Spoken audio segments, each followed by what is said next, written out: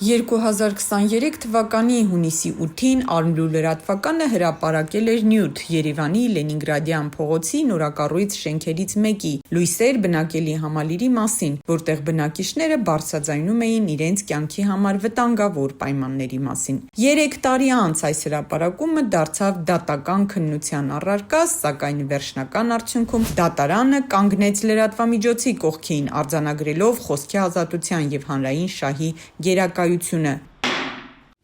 Լույսեր, որ խավար բերեց բնակիչների կյանք։ Հրապարակման մեջ ներկայացված էին բնակիչների ահազանգերը, ըստ որոնց նորակառույց շենքի բակերում օձեր ու կարիճներ են վխտում, երեխաներին բակ իջեցնելը դարձել է վտանգավոր, իսկ տարածքը պատված է խայտառակ փոշիով, որը տարիներ շարունակ չի վերացվում։ Նկատելի կա, անձամբ ես եմ տեսել, ես սիրում եմ էլի այդպես դաշտում ման գալ, բան օձից էլ չեմ վախում, դրա համար ինձ համար բան է էլի տեսանելի է, իրենց կարող եմ տեսնել, չվախենալ։ Հիմնականում դեղնավուն շարմախ կոչվող այդ բան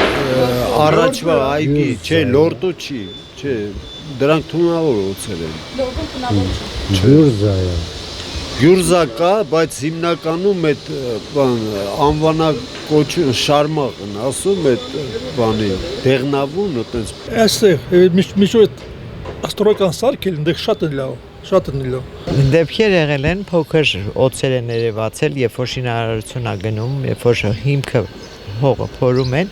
այդ ժամանակ դուրս են գալիս։ Բնակիչների խոսքով խնդիրը ոչ միայն կենցաղային անհարմարություն էր, այլև արդեն առողջության և անվտանգության լուրջ սպառնալիք։ Լույսերի բնակելի համալիրի տնօրինությունը հրապարակման մեջ հերքել էր նման խնդիրների առկայությունը, նշելով, թե իրենք նման ահազանգերի չեն բախվել և առաջարկել էր դիմել գրավոր։ Դատական քաշքշուկ ընդդեմ լրատվամիջոցի։ Հրապարակումից հետո Լույսեր ՓԲ-ն դիմել էր դատարան, պահանջելով հերքել նյութը և փոխհատուցում վճարել։ Սակայն 3 տարի տևած դատական գործընթացը ավարտվեց լրատվամիջոցի հաղթանակով։ Երևան քաղաքի առաջին ատյանի ընդհանուր իրավասության դատարանի դատավոր Հովհաննես Ղազարյանը վճռեց ամբողջությամբ մերժել հայցը ինչպես հրապարակման հերքման, այնպես էլ փոխհատուցման պահանջների մասով։ Դատարանի սկզբունքային դիրքորոշումը։ Դատարանը կարևոր արձանագրում արեց Արմլու լրատվականի տվյալների հրապարակմամբ չի ներկայացրել սեփական գնահատականներ, այլ փոխանցել է